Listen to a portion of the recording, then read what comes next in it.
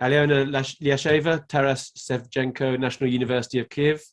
Marko Bojcun, Ukrainian socialist and author of The Workers' Movement and the National Question in Ukraine, 1897 to 1918. And Yuliya Yurchenko from the University of Greenwich. So the aim of the event is dedicated to a discussion of the complexities of and the pretexts of narratives, critical political economy, and geopolitics of the war in Ukraine. That is now in its 9th year. The discussion is organised around a reading of 3 different texts, which I can put in the link as well, but they've been in the announcements, by 3 authors, Ukraine researchers with different areas of expertise. The discussion will be as political as it is scholarly, as always, but more so this time for obvious reasons. So we're really pleased that we could have this workshop. We've all obviously been very alarmed and very worried about what our colleagues have been experiencing and what we've been seeing happening in Ukraine. So we're really pleased that we could put on this event and have some opportunity to gain some insight, build some solidarity, think about what's happening and think about what we can do. So thanks. I'll hand over now to Yuliya, and thanks. Thank you, David. Excuse me for this excellent introduction. I'm really glad that we're all capable of having this event, and that the speakers are in relative safety. I've just recently come back from Ukraine. Aliona is still there, and that, of course, it's I didn't think that we would be starting our seminars with such lines, but here we are, on the brink of potentially a nuclear war, and many are talking about World War III, whatever that may mean. But of course, we're also scholars of various kinds, and in this kind of ocean of information, misinformation, fakes, fake news, and factuals, it's important for us to try to make sense of what is going on, and also take a moment to appreciate what kind of challenges what we're seeing presents for our understanding of Ukraine, of our understanding of the region, geographic and political region within which Ukraine is situated. Pay some attention to the blind spots in our own understanding of how to approach our subject matters methodologically, and not just in terms of inadequacy of a lot of Western scholarship in its attempts and failures to understand what's going on in Ukraine, but generally, we need to generally for the scholarship of political economy, history, social sciences largely defined. So I'm in excellent company today with Marko, Bojcun, who's an excellent historian of Ukraine, and Aliona Liasheva, who's a fantastic sociologist of contemporary Ukraine. And without any further ado, we'll speak to different aspects of what's going on in Ukraine, and I want it to be an informed conversation and that sort of taking stock and reflecting space today. So that's why we've sort of shaken up our usual format, and instead of having one author, one text, we have 3 different authors and kind of more brief, more contemporary texts, so that we can discuss the complexity and the dynamism of the situation that we have at hand. So without any further ado, I'm going to pass the floor to Marko, please, who will provide you a view from his own scholarly position and the position of a Ukrainian, I suppose, as well. Marko, the floor is yours. You're muted, Marko. Am I still muted? Can you hear me? Yes? Good. Well, I wanted to start off by talking about the blog that I started 7 weeks ago called War and Resistance Report, of which there are 4 editions so far, or 4 episodes. 5th will come out. And explain now why I did it and where it's going and where it fits into the task of resistance to the war and the way to Ukraine's victory over Russia and its removal from the territory of Ukraine. At one point, I wrote a little piece, just a few words on Facebook that I entitled at the end, "No to partition, yes to reunification." And that was when I realized that the objective of the Russian forces and the Russian regime would be essentially limited. They couldn't win, but it would be limited to carving up the country and partitioning it. And I could see before my eyes what has happened to Ireland for 100 years, what has happened to Kashmir and other countries that face that kind of a predicament, Korea. And I thought this would be a terrible outcome. This is not even a time to talk about compromise. It is a time to resist even partition.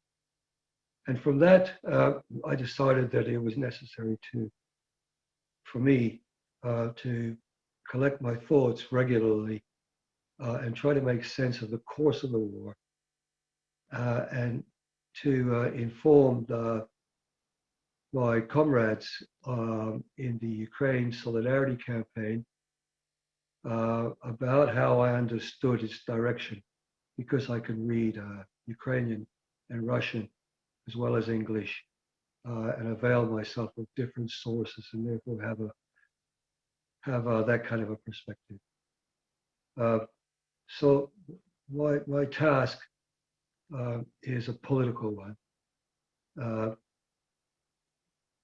And I'd like to say a few words about my method, however, and my approach to this task of collecting and making coherent the data that I am collecting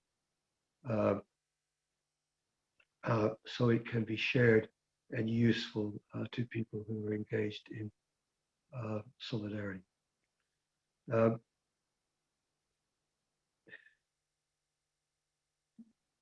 I have carved up my topic, you might say, into a number of parts.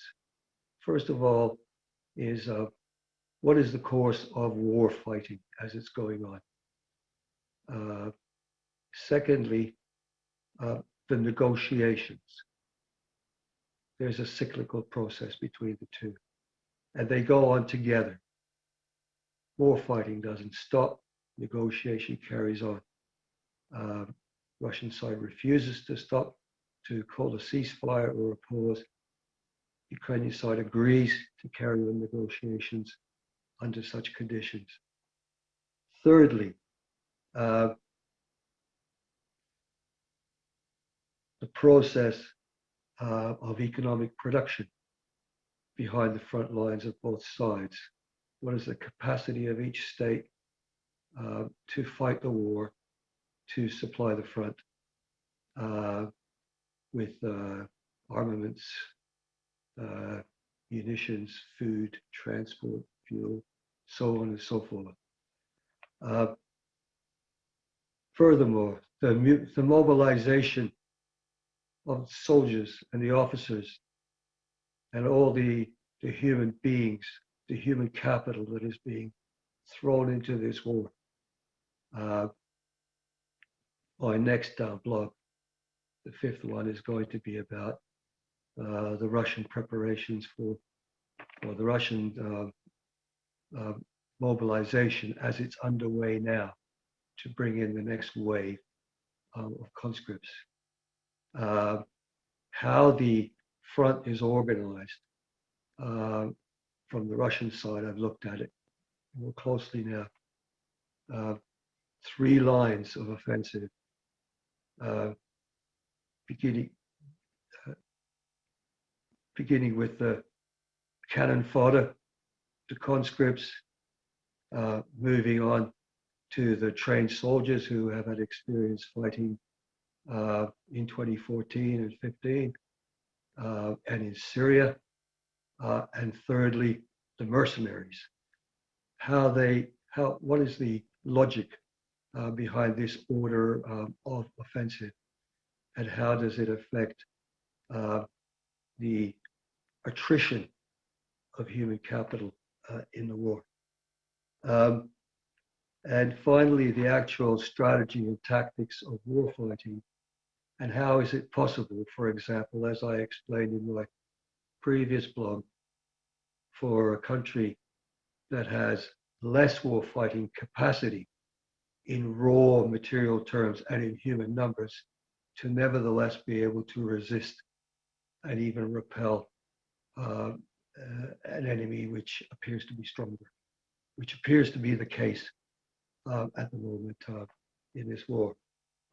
So this is the way I've sort of broken down, you might say, in an analytical way, what's going on, and I'm trying to organize my thoughts around those different dimensions of this war. Now, I'm thinking also like these five different aspects of the war, they all fall together in a certain way. They all cohere into a certain machine that ticks over and that each side tries to hold together in a workable and mutually reinforcing pattern. And I was thinking about this, and I came up with this concept that this, you might say, this rudimentary method, that the ultimate aim of the parties in the war is either to destroy the enemy or to exhaust the enemy, so much so that the enemy can no longer continue fighting.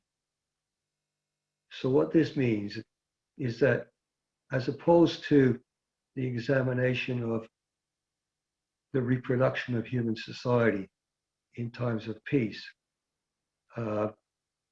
looking at the means of production, the production process, the reproduction of human society, here we're talking about the exact opposite. We're talking about the means of destruction, the production of the means of production. Production of the means of destruction. The destruction of the means, all of the means, including the human capital. And the destruction to such an extent that the enemy cannot reproduce itself. And whoever prevails in that process is the side that wins. And therefore, if we're studying the war and trying to explain it to ourselves and to others, we need to see war as both political and economic and social, societal, as well as purely military in its conduct and execution. And so I've relied on those to that approach, and to share with the wider public and particularly with those who want to help Ukraine win the war, to assist in understanding what is going on, why it's going on the way it is, and where we need to focus our resources. What do we have to do? What do we demand for the Ukrainian side? and why do we demand it? What do they actually really need? What do we need to highlight? And that has been my basic approach. There will come a time. I'll finish off on this. I don't want to speak for a long time. There may come a point. I think there will come a point when the leaders of the Ukrainian state will conclude that they should or they must go to definitive negotiations to settle the war, and possibly even seek a compromise. However, important sections of Ukrainian society, the army, for example, the refugees who have been driven abroad, people who are still working and fighting for a victory, may well violently or peacefully disagree with going to negotiations. And there could well be a division within Ukrainian society. And our solidarity campaign is in defense of the right of the Ukrainian people for self-determination. The state is not central, though it's clearly a critical part of it at this moment. But there may come a time when the leaders of the Ukrainian state, when the oligarchs and the political leadership will split with an important part of society. In society, people in society may say, well, where are we going to end up? Are we going to end up in Ukraine, or are we going to become part of Russia? Or are we going to be in the DNR or the LNR if this is the compromise? And then the Ukraine Solidarity Campaign and others who support it are going to have to deliberate and decide, well, what are our priorities now? Where do we stand on these questions? We don't have a right to tell the Ukrainian people from here what they should do, what choice they should make, but we need to know what kind of choice they are facing so we can learn how to act in support. So this is why I'm writing this book, for that reason. You're happy to talk about what's happening, actually on the ground in the war in the discussion. Thank you. Thank you very much, Marko. That was very poignant and indeed important, and quite encapsulating of the complexities that we have going on in Ukraine, not least some extremely uncomfortable choices that are lying ahead of us, which of course no Ukrainian wants to be faced with, but you do not always choose your destiny, sadly. Aliona, I would like to invite you now to bring your contribution. Please, the floor is yours. Yeah, hello. Really happy to see a lot of people with whom we met on the seminar in Lviv.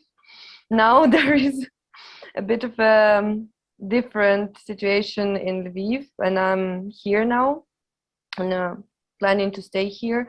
And my experience and my research during these 2 months of the war was very much focused on the city itself. And I'm gonna talk more about on humanitarian side of what's going on, but of course now it's very like, these are like two parts of one process, the front and the people who are in safer places, but who are on the daily basis supporting the front line, our soldiers on the front line, and living their life, facing a lot of issues. And one of them is housing. That's what I'm gonna talk about. As you might know, this is my topic of research, and I continue working on it. And Of course, any kind of conflict brings people in a position where they have to be displaced, and but what happened in Ukraine is on such a level which was not ever before, even when we were, the territories through which refugees were coming from Afghanistan, from Belarus, also from Russia. This scale of like refugee flows is not known for Ukrainians, and now a lot of them had not to only host the refugees but also become refugees themselves. The recent numbers, they're quite, they're changing every day, but the recent numbers is that 7 million of Ukrainians were internally displaced. 5 millions became refugees, meaning they're outside of Ukraine now, but 1 million already came back to Ukraine. So we are talking about like a proper exodus of people. And this, of course, immediately from the very first day of war affected how housing sector works. And the main problems which we're still facing, so it's not like kind of a problem which was there when refugees just started moving. These problems are here and they're long term. First of all, is it's unregulated rental market. Talking about Lviv, which became, the hub of this whole of where people started coming. Prices for housing tripled. For some period, they grew up like 10 times. So, the free market has shown how it works very well. At the same time, there is complete absence of social housing policy in Ukraine as a phenomenon. At the same time, what actually solved a lot of these humanitarian issues is very strong self-organization. And I had like another short blog on it, how people are organizing themselves. It's a different topic. But what is important about this self-organization, that it's quite apolitical. But probably, now it becomes like so massive that at some point there is a chance it might turn from like quantity to quality.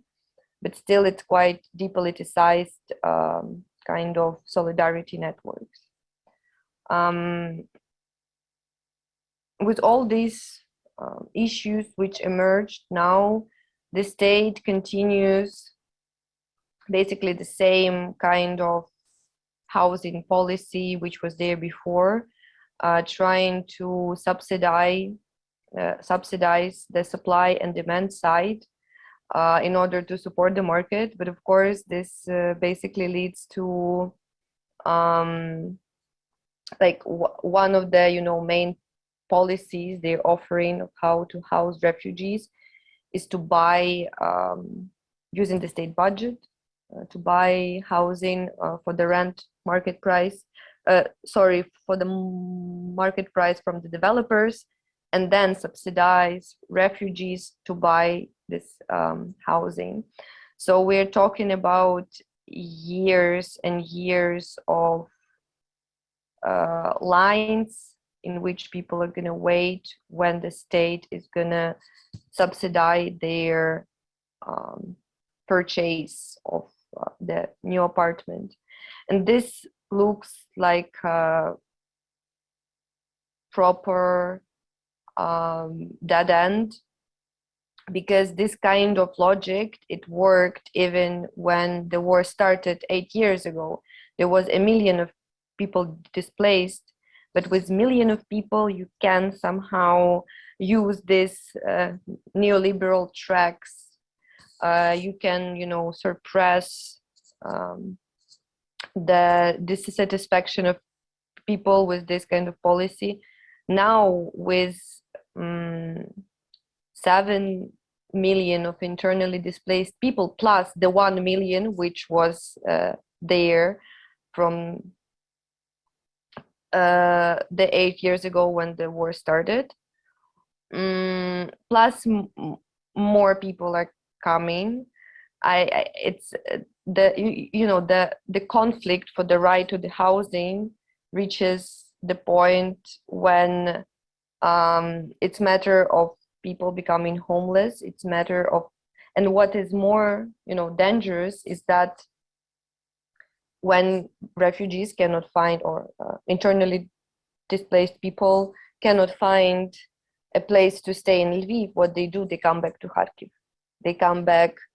That what we have also seen with Lugansk and Donetsk, that people were first moving to Ukraine and then coming back to Lugansk and Donetsk because they have housing there. So now we're in a kind of situation when Ukrainians are going to pay with their lives for profits on the housing market. Another, trend which goes on the international level is that many international institutions, including IMF, are getting ready to invest in Ukraine. And we're talking about the same, kind of our beloved friends as World Bank, EBRD. Of course, also European states separately are going to invest in what is called rebuilding of Ukraine. It's like a huge program, and housing is a big part of it. And now we can already see how there are going on like political debates on how this process of investing in Ukraine is going to be organized, and two main questions. Like I'm following these debates, and two main questions are if these are going to be grants or loans, and even even the most like neoliberal economists are actually saying that okay, this is a kind of situation that we need grants, not loans. But at the same time, this question is very much connected to the question of the foreign debt. Okay, you can, and the foreign debt and its cancellation, because okay, you can give Ukraine grants for rebuilding, but if you do not cancel its foreign debt, what's the point of this investment process? But still, there is a side in this debate that we need to give loans to Ukraine.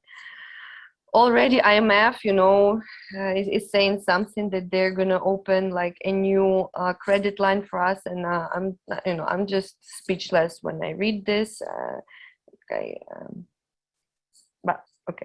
But another question, which is of course I think probably is less is like way more debatable than grants or loans, is who is going to own this rebuilt infrastructure, this rebuilt housing. And I did not believe myself when I first read it, but there are even ideas that like World Bank, for example, is going to rebuild parts of Chernihiv or Kharkiv, and they're going to keep this housing in their ownership. These are just ideas in this process of debates, and I also, why I decided to look at what's going on, with this investment in Ukraine, not only because I'm in general interested in finance, but also to already think, what do we demand, and what do we want, what we do not want. And of course, there is a huge need to already now advocate and lobby for social housing programs, for municipal ownership on housing. It's being done on some level by people who it's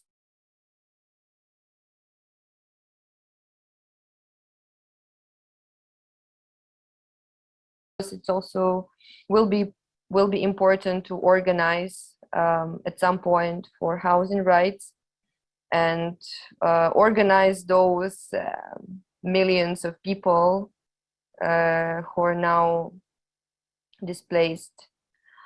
So yeah, we can see now this already like ongoing struggle for how Ukraine is going to be rebuilt and who is going to pay for this and who is going to own this new housing infrastructure. And I think it's, yeah, on the one hand, what is going on now in Ukraine can really go into very different directions, and we on the left have a chance now to at least, you know, take part in process of these debates. And even if we will not manage, you know, to influence it, but it's important to, at least on some level, to show that you know, this way of this like neoliberal track which we were taking, which Ukraine was taking for all these years, now has a lot of horrible consequences, that people are now paying with their lives for the profits. And yeah, sorry, I'm being a bit dramatic, but that's how our lives are here now, and I will be happy to discuss more all these processes. Thank you very much, Aliona. Very poignant, and I tend to agree with you. It's not about pathos and being dramatic. It is an actual fact that in chasing profit and tearing the country apart and getting into some alliances that would have inevitably created tensions internationally, but also domestically, certain fractions of capitalist class in Ukraine and outside Ukraine have co-created this war. And as usual, it is labor, it is the everyday people, it is workers, and it is their livelihoods and their lives that are the price of the capitalist imperialistic machine, very sadly. I've been in this last few months, I've also been rather conflicted as to what even to focus on. There is an overwhelming amount of changes that are happening. There is the discourse around this war has been the more frustrating of the things. To be honest, we have seen a lot of disingenuous justification of Russia's neo-imperialistic ambition in Ukraine on some people who claim to be on the international left. We have seen some so-called solidarity from, for example, Greek and Italian trade unions, where they would refuse to load weapons to send to Ukraine because somehow giving weapons to people who are defending their lives is worse than not doing that. I have seen a lot of what is now a term, West-splaining of what's going on to Ukrainians by the Western scholars. But then again, every Ukrainian scholar has experienced that before, millions of times. Big white old men with big books of theory and no connection to reality are real. They are real, they exist. And sadly, they have discovered social media a while ago. So they do tend to get in the way of discussions of people who actually know what they're talking about. And instead of showing solidarity, or at least standing aside, pouring poison and doubting what Ukraine scholars and Ukrainian people actually are saying.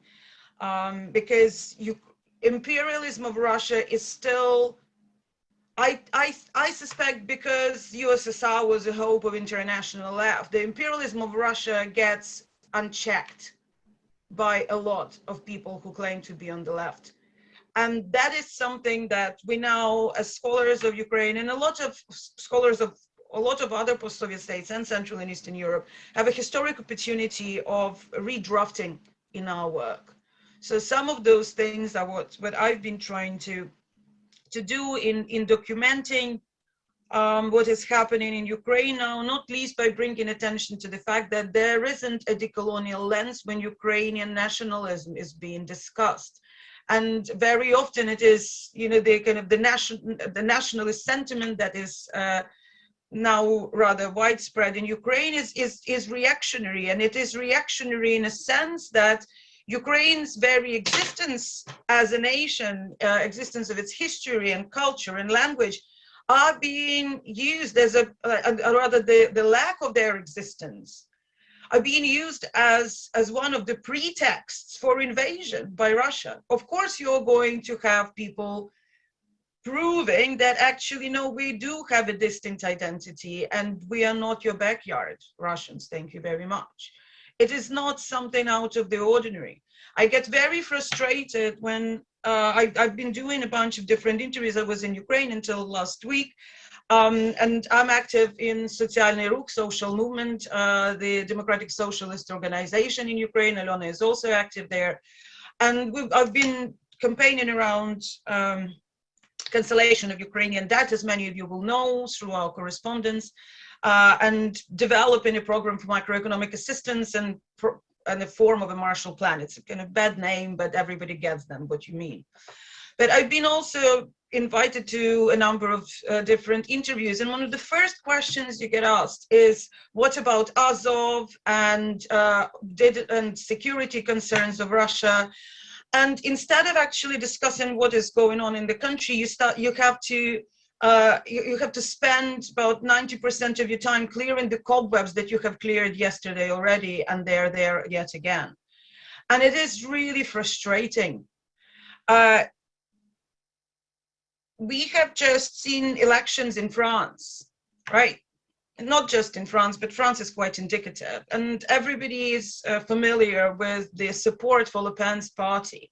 And now for a second, imagine if in Ukraine, where when the war with Russia already started after 2014, during the parliamentary election, not one right-wing party gathered enough votes to get seats in the parliament. They didn't get past the threshold, even though Ukraine was in an existential war with Russia already.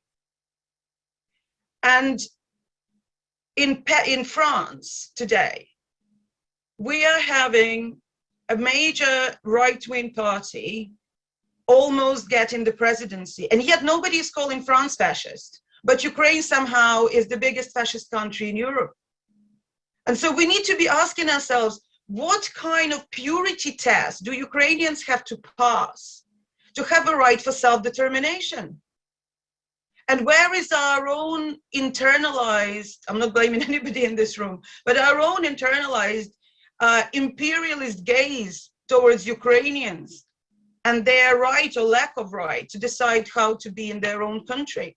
I have done a lot of work on how sovereignty, actually the chapter is going to come out in the coming months, in a collection that actually does comparative analysis of Ukraine and Ireland, about erosion of sovereignty through various dependencies that weaker economically countries are part of, and what that does to sovereignty itself, right? I've done work on Ukrainian debt, and I'm working on it now as well.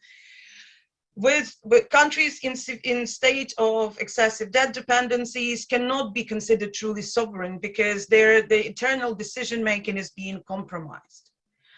However, it doesn't mean that somehow that is a justification for not defending Ukraine because it's under the boot of the IMF or the West or, God forbid, NATO. NATO had no intention of getting Ukraine in at any point.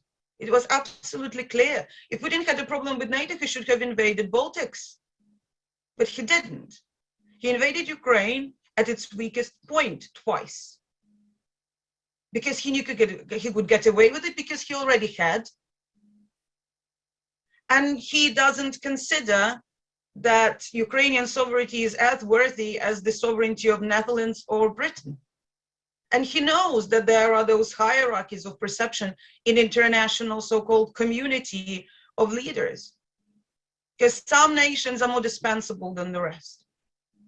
And that is extremely painful to experience and to know and to live with that. It has been at all times, but it is more so when half of your country is being bombed on a daily basis and a quarter of its population is displaced.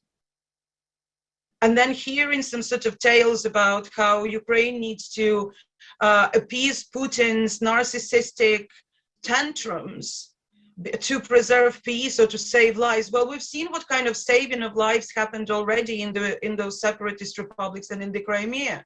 Persecution of ethnic minorities, torture, kidnappings, harassment of labor movements, destruction of industrial capacity, ecological disasters, the whole lot. And we're on top of that, we're told the story that somehow Russian population is being threatened in Ukraine. Give me a break. Russian population is threatened in Russia because they have no future. That's where they're threatened. So in these difficult times, when we are trying to think about kind of what kind of work to do and kind of how do you even process this situation? It says I went quiet. Can you hear me? Yeah, okay. Yeah. So what I've been trying to do, and it's difficult, of course, empirically to grasp the scope of what is happening, but we do what historical materialists do. So what I'm trying to focus on, and I'll speak for a few minutes about that, and then we can go into discussion. I'm not unlike Aliona. I'm looking at the shifts in the class relations and property relations, and what Marko also said, kind of the changes that are underway in terms of class relations in the context of the ownership and access to the means of production. That is something that helps us understand if we're looking at kind of that dynamism, if we're looking at kind of what new dependencies are being developed, what kind of aid is actually not aid but loans, so yet again more dependency and more crippling of decision-making potential in the country. Kind of looking at what kind of laws are being adopted in Ukraine right now. So we've been doing work with Socialny Ruch, for example. Our leader Vitaly Dunin has been doing a lot of work around the changes to labor legislation, right? So what does that do to the changes of relationships between the workers and their employers, their potential to have any stable jobs, pensions, any social security, and the rest of it. What I also try to do in my observations of Ukraine is to bear in mind that our observation of this shifting political economic terrain domestically and in terms of international relations of Ukraine with other states needs to also be seen on the scale of intersectionality. Aliona has already mentioned some of that in terms of what kind of internally displaced people and what kind of refugees you're getting. So, for example, men aged 18 to 60 cannot leave the country because that is the age that can potentially be succumbed, can be called into military service. So the refugees that we're seeing are old, frail, and women with children. Those are the refugees groups, and single women as well. And there's already been multiple reports of women being dragged into trafficking, going missing, and we know that many of them will end up in brothels around Europe, especially in countries where prostitution has been liberalized, so they can't even go to the police and complain about being trafficked. You are just an agent of shadow economy or something of the kind.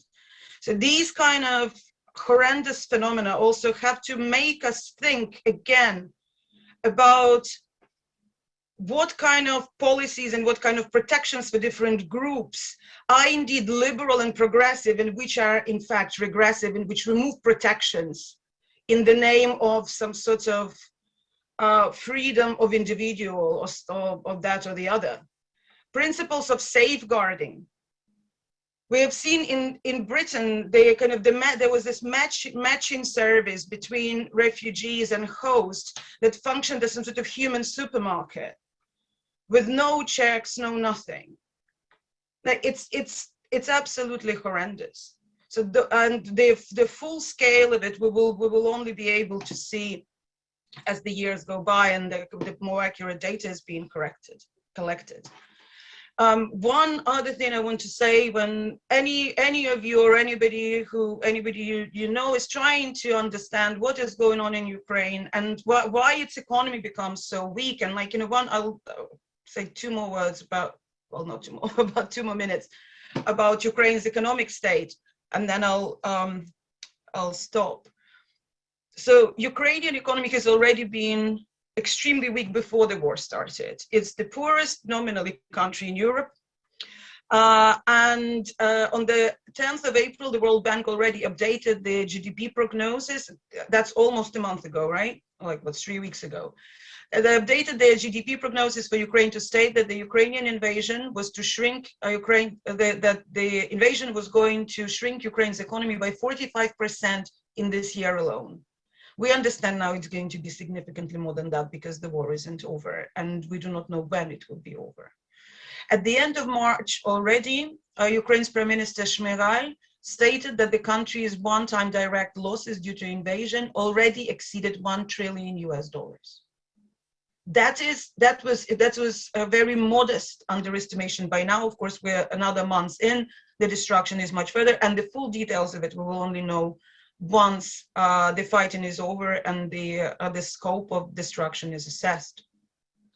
But when we're trying to understand how Ukraine's economy became so broke, and some even refer to it as the northernmost country of the global south, we need to think about those witnesses of the economy by first thinking carefully about the frame of analysis that we choose and whether it fits the purpose. We've heard so much about transition economies, and we need to move away from that in policy design and policy making and analysis to a more nuanced understanding of the compound effects of public services reforms, their nature, their variegated geographically and economically, and even sexed and gendered effects in Ukraine and in other countries that we study. Post-Soviet countries, when they became post-Soviet, were developed countries. They were countries with developed public services, infrastructure, healthcare, education, you name it. It was all there. We are looking at de-development by market, by design. Market de-develops economies. I live in Britain now, where healthcare service is worse than it is in Ukraine, and it says something. As in terms of access to it. There are excellent doctors and equipment, but you can't see a specialist unless you have your kidney sticking out of you already.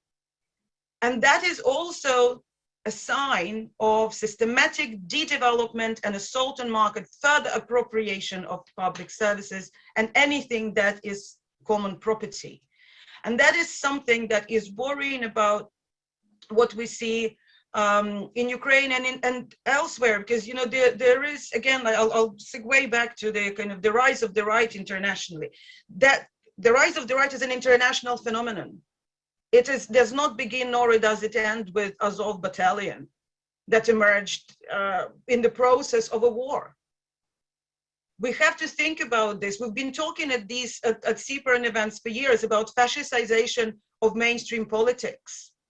And that is something that goes hand in hand with further encroachment of capitalist empire onto every aspect of our lives. Because the space for accumulation has to be extended. It can only be extended at appropriating more and more of the public sphere, and whatever gains the global labor, with, of course, regional variation, have managed to get for themselves after the Second World War.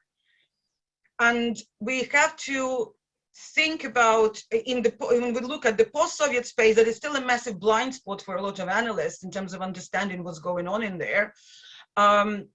Because we're not looking at the lack of public services, for example, infrastructure, but rather it's dilapidation, defunding, sell-off, and so we need to be talking about this de-development and also the effective socioeconomic costs of it, especially feminization of poverty, unemployment, sporadic turns to subsistence agriculture as well, brain drain, labor migrations, variegated remittances reliance, and extreme riches for selected few and poverty for the many, including death and destruction for the many, as we have seen now, because war is also a logical continuation of those accumulation fights. So I'm going to stop there for now, and I'm happy to answer any questions, of course. Thank you, everyone, for listening. And I don't know, David, have you been gathering questions in the chat, or how do we want to do the next bit? Thanks, Yuliya. No, that's great. Thank you. And thanks to all three speakers for really giving us an all-round view which was basically why we're here to have. So thanks so much. We've got a few questions lined up. People can indicate by raising their hand as well. I'll just go through them in turn. I mean, we haven't actually agreed how long we're going to be here, but I think we're going to aim for 6:30 to finish, if that sounds okay. Coroner, do you want me to read out your questions, or do you rather just ask them yourself at this stage? Okay. So Coroner asked two questions. First, during the Maidan uprising, we saw self-organization. From what Aliona says, this is also happening now. Are these forms of people's assemblies, or, in quotation, Soviets? And then second, how can the anti-Putin movement in Russia be strengthened and connected up? This is to all speakers, I think, connected up with the people's movement by emphasizing that Ukraine is fighting for unity with Russian people rather than being their enemy. Unity, and she clarifies, unity as a self-determined independent state, not merged with Russia, of course. So there's quite a lot there already. So should we take those before going on to the next one? Aliona, do you want to speak a little bit about the self-organization that you were talking about? Yeah, thanks. Thanks for your question. And also there is a similar question from Sol. To start, it's also important, I think, to sort of divide self-organization in a revolution kind of a situation and self-organization during the war, because practically these are completely two different things. Though ideologically they might be very similar, but in everyday life, if there is a revolution, you want it to continue, you want it to grow. If there is a war, you want to stop it, and you are doing things so fast, as fast as possible. And we are not talking about a kind of a self-organization where a group of people has a lot of time to meet and discuss. We're talking about basically saving lives here and now. And Ukrainians are, are very digitally literate, of course. And this so this self-organization goes on online mostly. It's sort of a huge, if to take an example of two main activities: hosting of refugees, bringing them from the point A to the point B, from occupied territory to Germany, for example. It's a link between a lot of people who do not know each other, and you call and yeah, we can meet them there and host them there, and okay, 1 night, 2 nights, translation, bringing cats, whatever. Another line goes from outside of Ukraine to the front line, and it's also being done through this online networks which emerge through chats, through groups on Facebook, through whatever kind of means. And this the level of what could be done through these networks, like sometimes you're like just like, wow, is it even possible? Also, the money are being collected so fast, but it's a big question what kind of form these networks will take when there is a peaceful time, when we have, you know, when we're in a different environment where we can sit down as a group and talk.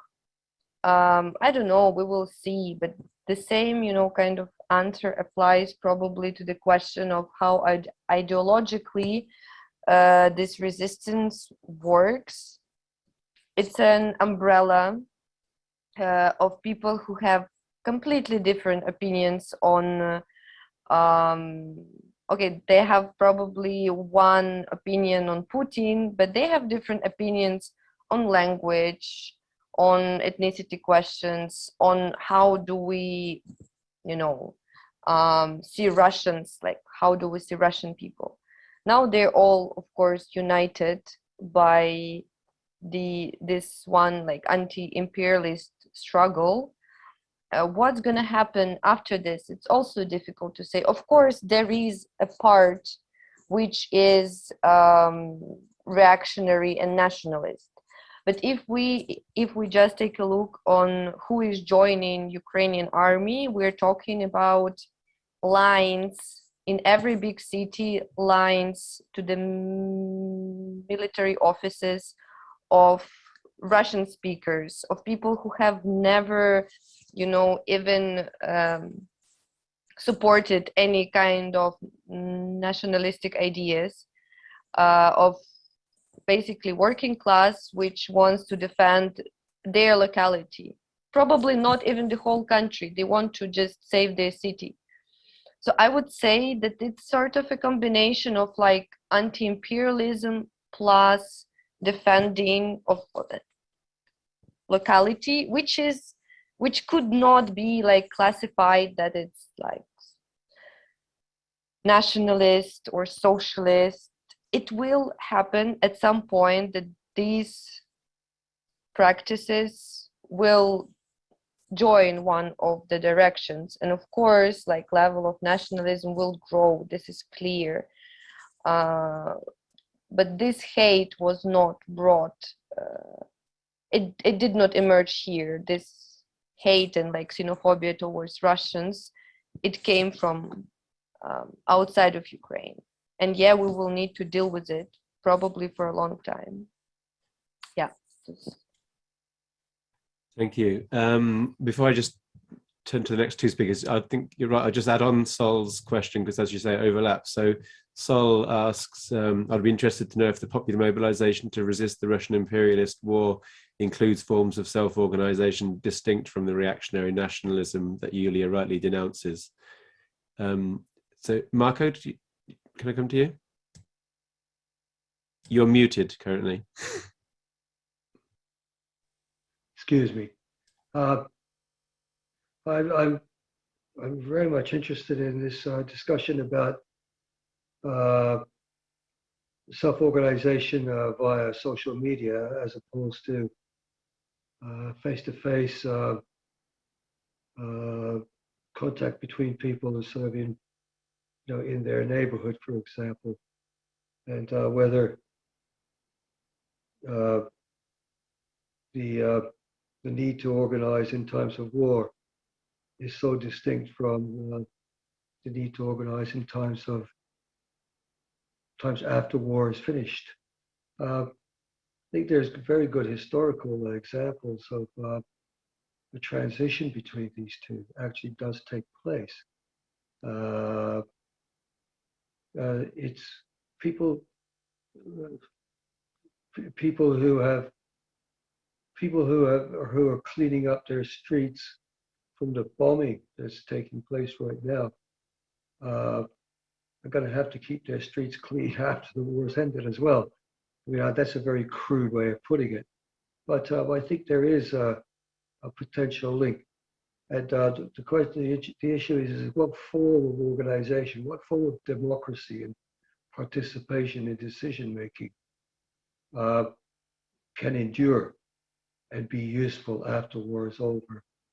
and councils of soldiers, councils of workers, of farmers, of students, of pensioners, of refugees, who meet up to solve immediate problems, whether they be still in conditions of war or after it's over.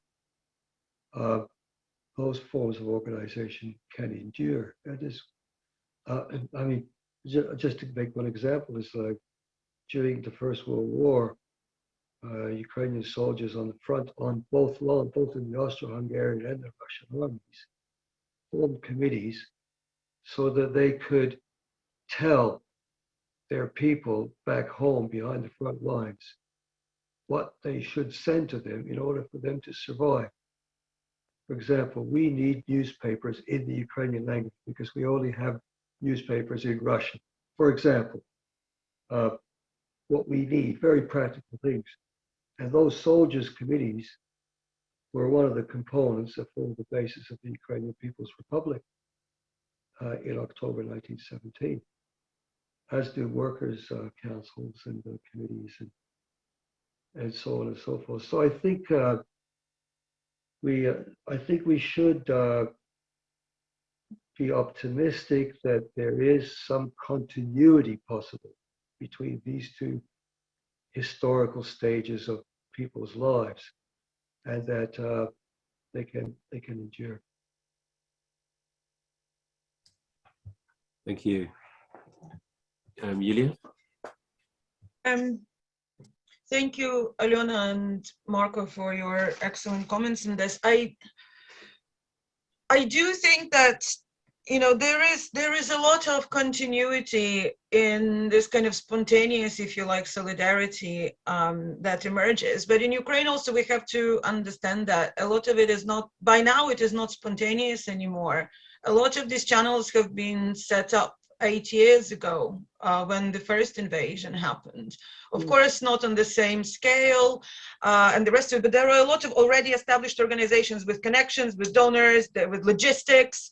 There are, you know, it's the, for example, volunteer organization, like an organized volunteer organizations. They are registered with the with relevant offices. They are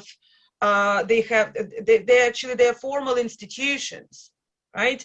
So so also those who want to participate, to help them, or who want to by contributing their time and effort, or who want to send the money, know that how it gets used, like there is transparency in accounting and so on and so forth.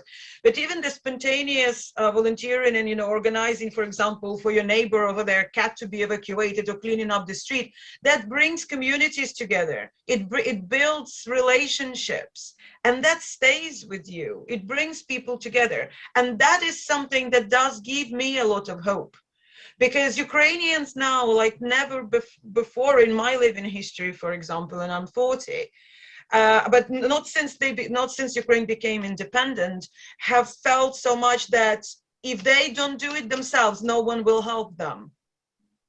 And that also, you know, there were Maidans, and there were protests and so on and so forth. And there is a strong realization in the society that occasional activism is not going to do it. It's going to be a long run, and it's going to be a constant effort.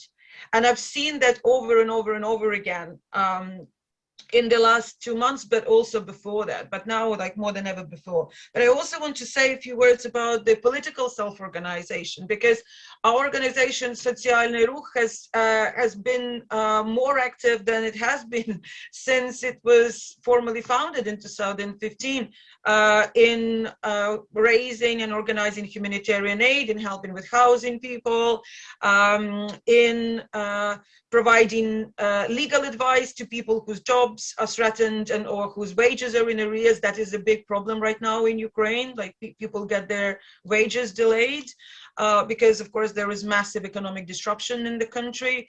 So providing that kind of support campaigning,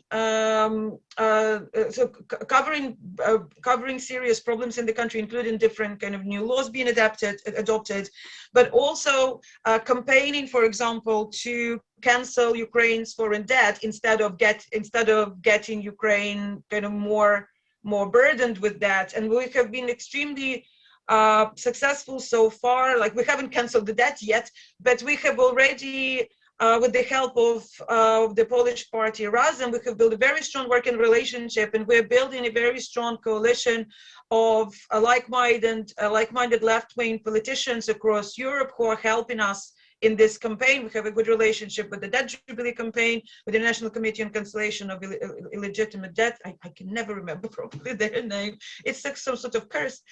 Yeah, so we've been, and with the War on Want, we've been doing a lot of work that we sort of were working on before, but not nearly with the same zeal, dedication, and speed. And that, but again, those connections, the international, so that we've been communicating with Bernie Sanders' office, for example, around this problem. Those kind of connections, they stay. So like, we're also, the progressive left in Ukraine is growing. We've had new activists come join us and say that they want to be members, and they can help in us in, again, organizing aid, a house, and this and that and the other. So I think that's, we need to, we shouldn't be disheartened about these kind of solidarities that are being built. And again, like, I think there was this really strong visceral realization in the country that Ukrainians have to each do their bit, and it is a long run, and that is quite great. Thank you. So I was just trying to find the petition that was circulating that you produced. I'll find it. I'll stick it in the chat. Yeah, thank you. Yeah, that's great. I mean, actually, there's three questions lined up that sort of sit together, which in a sense are a question for all of us rather than just for the speakers, which is about building international solidarity. So we talked a lot about solidarity initiatives within Ukraine, but also building solidarity outside of Ukraine.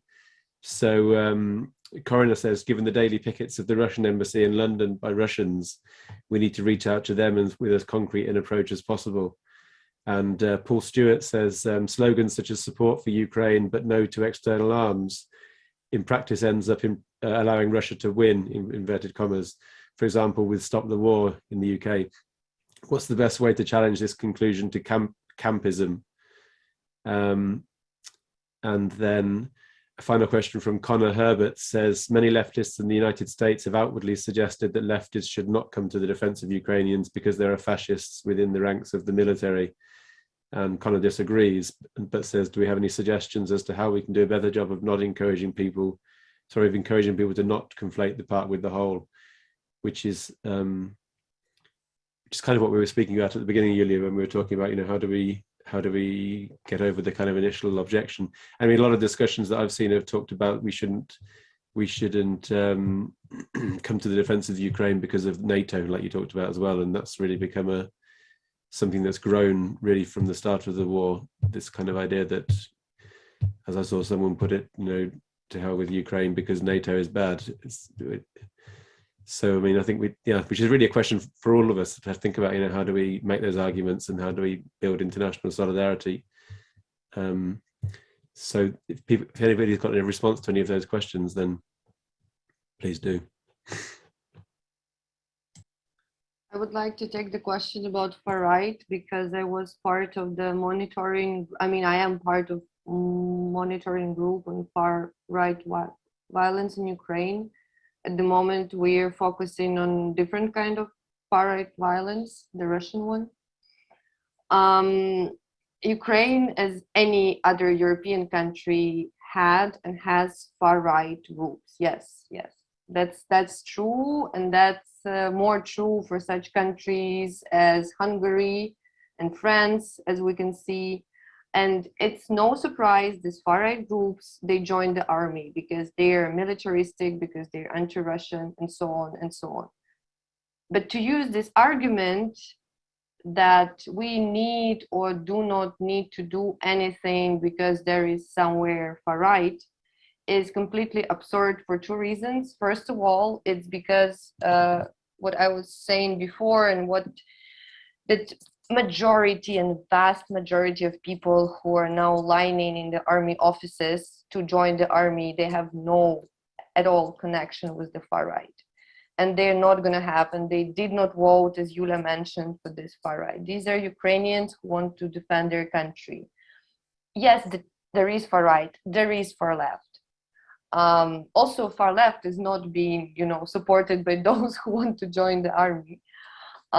Secondly, the danger of this argument is because it completely goes in line with what says now Putin.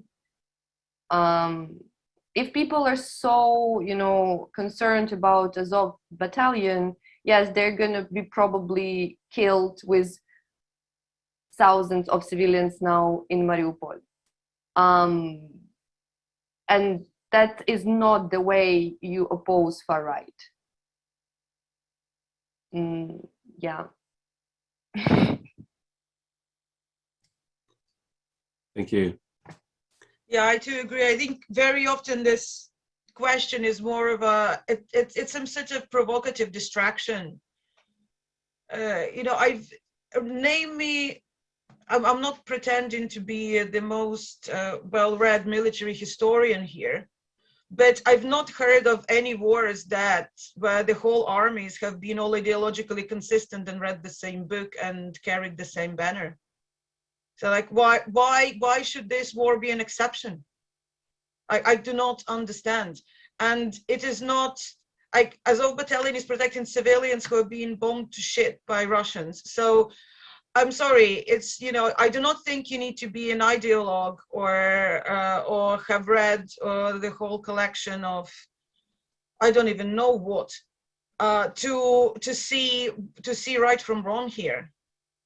Not giving arms to Ukrainian army to protect Ukrainian civilians in a war of aggression because you don't like some of the fighters who are defending those civilians. That is absurd. I agree with Aliona. It's absolutely absurd. I do not know why and what happens in people's heads to even go in that direction, to be entirely honest with you. I honestly do not understand. This is horrendously callous enabling of neo-imperialistic, narcissistic, entitled abuse. Yeah, I honestly, it's a completely immoral position. I do not even know how to engage with that. It makes no sense. Thank you. Marko, did you want to come in there? Yes, I would like to. I think we have to be very plain speaking about this. Number one, did the international left protest when Russia and China armed North Vietnam when it was fighting American imperialism? They say no, we can't have a superpower backing the North Vietnamese. How different is that to the current situation? We have to sort of point out the contradiction in this. Even more so, however, with this whole narrative about fascist junta in Kyiv and fascism and the far right in the Ukrainian armed forces. This is a direct product of Putin's campaign that's been going on for 8 years in Russia right now and has been broadcast internationally by Novosti press agency, by Russia television, and it has been taken up, it has been adopted by big sections of the Western left and the labor movement, unfortunately, that are historically influenced by Stalinism. Stalinism is a massive, massive influence in what is left of the left. The historic left from the Third International days is disintegrating. But they have taken this up, and we have to be absolutely clear. If you are reproducing what Putin's propaganda campaign is saying about Ukraine and Ukrainians, and what Sergeyev has just published in Novosti, which is essentially a Mein Kampf for the liquidation of Ukrainians, then you are directly responsible for motivating those Russian soldiers who are participating in these atrocities and carrying out these atrocities in Ukraine.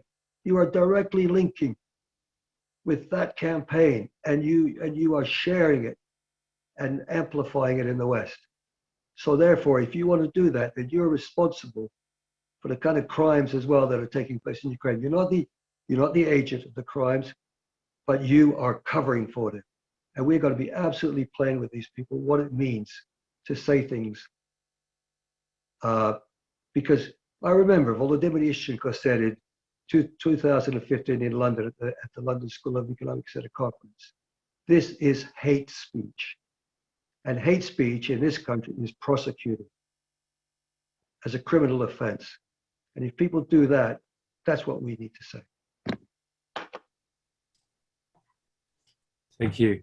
We're running out of time, and we've got two quite big questions. So I'm not exactly sure how or whether we're going to be able to deal with them, but I can try and get them on the table at least. So the first is around the relationship between both sort of around an understanding of the global situation. So the first is around the relationship between Russia, Ukraine, and China. This is from Jake Lynn, talking about how China's official position so far is pro-Russia, and as a result, this overlaps with kind of a kind of propaganda around anti-US imperialism, and is stifling support for Ukraine amongst people in China. But at the same time, China historically has had a good relationship with Ukraine in the past decade. And so it's sort of asking about the complications of that relationship between the three countries. As I said, it's quite big. I'm not sure if we're going to have time to deal with all of these. But then there's a second question, which is around trying to understand the nature of capitalism in Russia and how that can be understood as a form of imperialism, and particularly thinking about what's specific about the economic structure of Russia and its system of state oligarchy, which may or may not fit into a sort of, if there is one, conventional model of what a imperialist capitalist state looks like. Or I suppose, put it slightly differently, what's specific about the capitalist imperialist state of Russia as it exists at present that is producing the motivations of Russia in terms of its invasion of Ukraine. So as I say, they're quite big questions, and we've got not huge amounts of time left. So I'll voice them on behalf of those who pose the questions, and if people want to have a go at answering some or all of that, then please do. I have a question. Please. To the colleague who posed that question. Which we one, know? the first or the second? Because there's two different questions. China. What about China and Russia? Sorry, that question. Sorry, the China and Russia question is Jake Lynn. Okay. Thank you. Does Jake, do you know, or does anybody in the room know, is China arming Russia now? Has it agreed to provide Russia with what Putin asked for when he went to see Xi Jinping recently?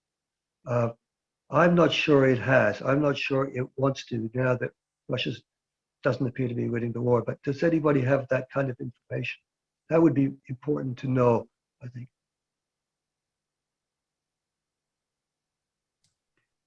Do you, Jake, or anybody else in the room want to come back on that point?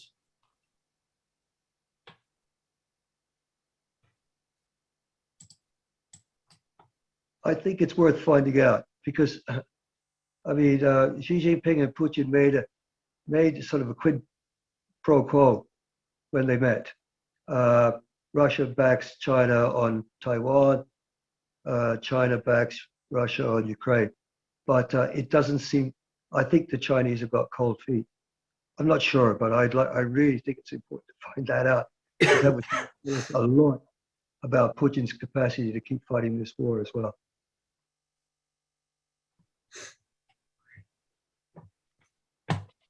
Thank you. Does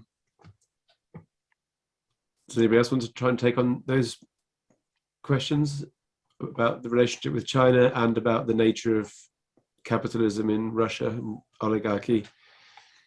I think we're going to need to have a separate event on that.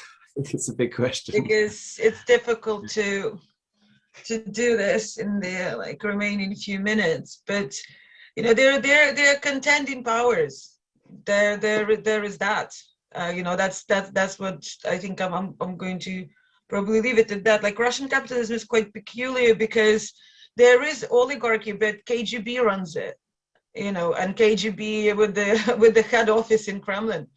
Or wherever the Putin's bunker is these days. So we have to kind of be mindful of those specifics of internal running. But neither China nor Russia are good news for their workers in terms of the regimes that they have in charge. So I'll probably kind of suffice it saying that. I think Andreas got a hand up. Thank you. Yeah, I can see it. I can see it. So, Andreas, do you want to come in?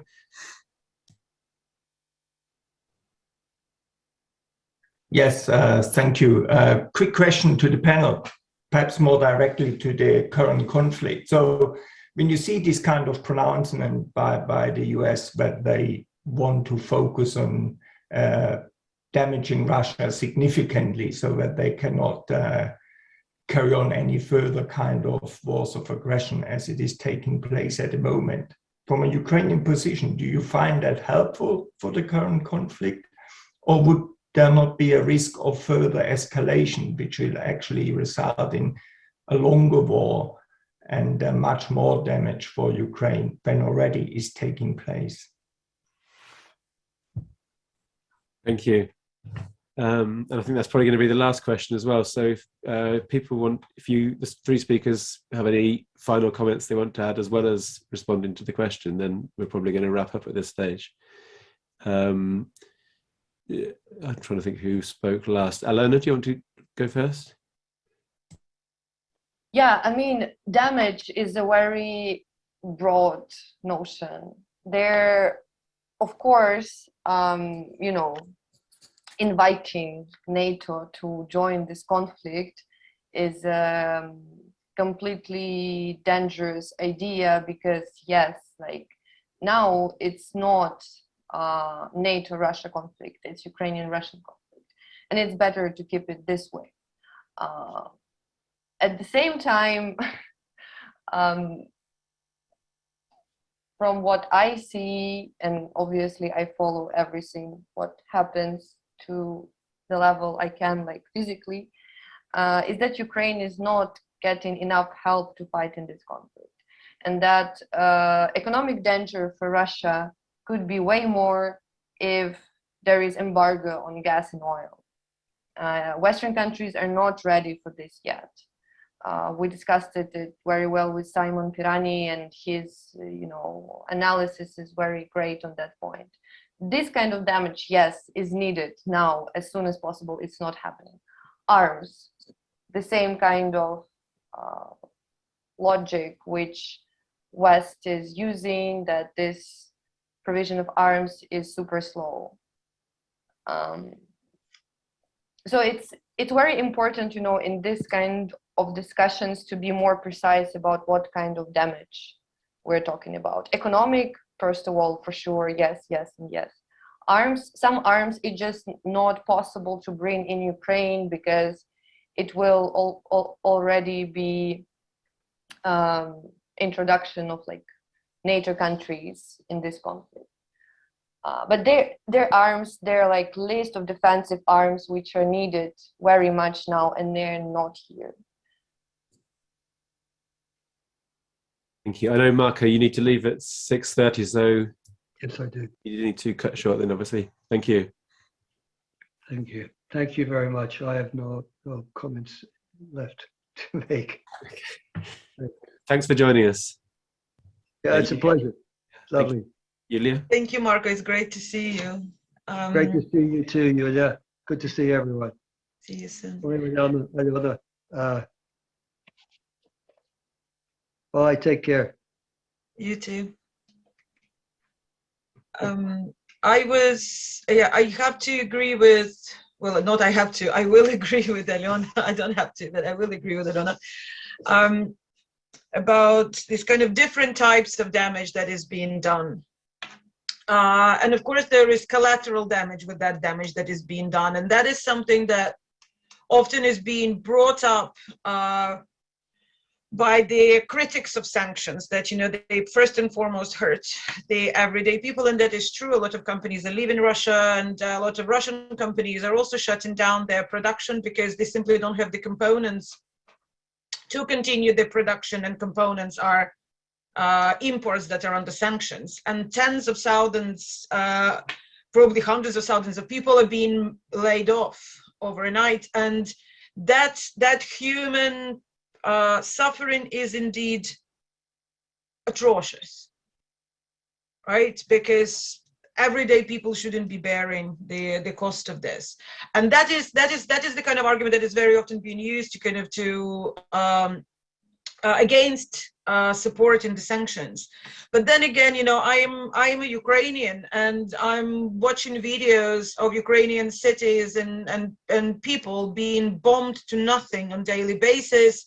And I say ramp it up, because unless there is some sort of also serious social transformation in Russia, I'm not sure that this war can come to any meaningful end at any time soon, even if the fighting is over.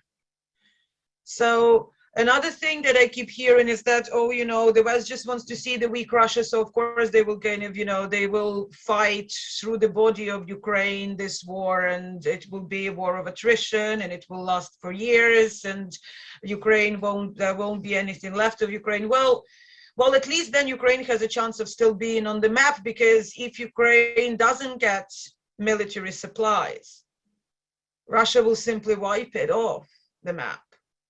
So the choices that are before Ukrainian army and Ukrainian people and government are actually quite limited, and they're not set by them. It's an existential fight that they have to fight, and they need to get arms. There's been a change of heart in Germany in the last few days about providing heavy artillery and some other military supplies. When their final hopes about negotiating with Russia kind of are bursting like balloons, because the economic interconnections, of course, have been quite significant over the years. But at the same time, we have been hearing a lot about weapons not coming in the necessary amounts, not of the necessary kind, and there is always a delay between certain types of weapons being approved and them actually arriving. There is also, we know that that not all supplies are being publicly announced for strategic purposes. Of course, you do not kind of announce what you're going to be protecting yourself with on a daily basis, because that is simply bad tactics in wartime. But we do know that more arms is needed. And, you know, there is, of course, this kind of background argument that again gets dragged up by the likes of the Stop the War Coalition and the rest of it, and the kind of old school tankies that, oh, you know, this is just an inter-imperialist conflict and Ukraine is stuck in between. Well, yeah, kind of, why are you stating the obvious and using that as an argument against protecting Ukraine in the middle? Just because Russia and US are competing? Well, we know that. We've known that for a long time. So what? Like, so then let's bomb Ukraine to nothing and not provide them with arms because, well, it's inter-imperialist anyway. Well, there are like, hello, Ukrainians in the middle here with bombs flying on their heads. You know, so yeah, I do think that the economic damage and the military damage need to go together, and it is, and perhaps the kind of the rapid proletariarization in Russia is something that can awaken the political apathy and get people to bring them onto the streets. Because Ukraine didn't start this war. Ukraine didn't drag Russia into a conflict that is damaging it economically and therefore harming its population. Russian population hasn't had a break since Russia became its own country. after USSR fell apart. Well, there are quite a few of them, of those republics that should really be liberated from Moscow for a long time. But certain reconfiguration within Russia needs to happen, and we actually have seen that the protest dynamic is probably not as active as Ukrainians would want it to see, but it's alive, and there is political opposition and there is popular opposition to what is going on, and especially for a country that has doesn't have the most colorful recent history of protests. This is something to, I think, be a bit hopeful about. So we shall see. Of course, human lives are stuck in between on either side of Ukraine-Russian border. And that is a tragedy. And that's a tragedy that we sadly have to live through. Thanks. Thank you so much. Thanks to all of the speakers. I mean, it's been really an excellent discussion. I mean, such a, well, it's painful, obviously, discussion as well, because the situation is so upsetting to watch it as it all unfolds. So we're really grateful that you could come and speak to us, and that we could have this opportunity to kind of to go through some of these questions that I think a lot of people are dealing with. So thanks to the two, and one now absent because he had to leave, speaker. I mean, I think as well, we could easily have carried on speaking, so we should really come back to this. I think maybe we can do a special discussion session at Limerick for the midterm workshop that we're having in July. And also some of the stuff that we were talking about, especially at the beginning about self-organisation, overlapped actually in a more of a way than I had expected with our next month's talk, which is with Rodrigo Nunes, who is talking about his new book. Yes. David, can I ask a quick question? Juliya, are you doing a special issue for for Capital and Class? Do you want to speak about that, Yuliya? I think there is talk of that. Do you want to, Yuliya? Yeah, I think that's really important. Yeah. We're going to do it as a symposium, so it can come out sooner. Good. So I'm drafting that, and Aliona will. I've signed up Aliona to do a piece, obviously, okay. And I will do one. And yeah, we have a couple of really good scholars. And oh yeah, we have a link in the chat, I think, to the Commons. Aliona, do we? Good. Yeah. Yeah. So the Commons Journal of Social Criticism it's the best critical journal you will find in Ukraine, and they do a lot of publications in English, but also. Not to promote, but it's useful, you know, the Google Translate and Microsoft Edge actually are quite good at translating things. So not excellent, but good enough. So if you want to kind of get up to date commentary, do look at the Socialny Ruch website and then the Commons website. There is great coverage there. Definitely. Okay. Thanks. Thank you very much. Okay, I'll do a quicker version of the wrap-up. The next workshop is 26th of May. Okay, then I'll let you come back then. The 26th of May, which is the last Thursday of the month, which is when we have all of our workshops. And it's Rodrigo Nunes talking about neither vertical nor horizontal, a theory of political organization. But it's a lovely discussion about this idea of self-organization and spontaneous mutual aid kind of groups and how those work politically. So a bit more abstracted, but it's overlapping with a lot of the themes that we're talking about. And Phoebe will be chairing us, so she's right to say yes, please, or come. And I've also put the email link in the chat. If people aren't already on the email list for the CPEN, then please do join. And please send critical labour studies as well, so we can put it around. There's over 500 people in that in 5 days. Sorry, I tend to. Yeah, I should do. Yeah. Okay, I'll do that. I will. Okay. Okay. Thanks, everyone. Thanks, speakers. I think we're done. We've recorded it, so I can circulate it as well. Thank you, everyone. I don't know, did you want to say something? And No, just a small comment that Commons is now also, thanks to like international solidarity, is mirroring everything in English we write and speak about the war. So it's already English-speaking journal. Welcome. Excellent. Excellent. I also put in the chat the link to Socialny Ruch website. So there are some updates on activity and activism in there. And also, should you wish to support the democratic socialists in Ukraine and the building of progressive left, you can also send some donations. and spread it widely. We need support and solidarity at this point. So please do. I know that those in the UK academia have just come out of a big round of strikes, so no pressure. But if anybody has a few quid to spare, it goes a long way. It really does. So yes, thank you all so much for coming. It was really great to have this conversation and really good discussion in the chat as well.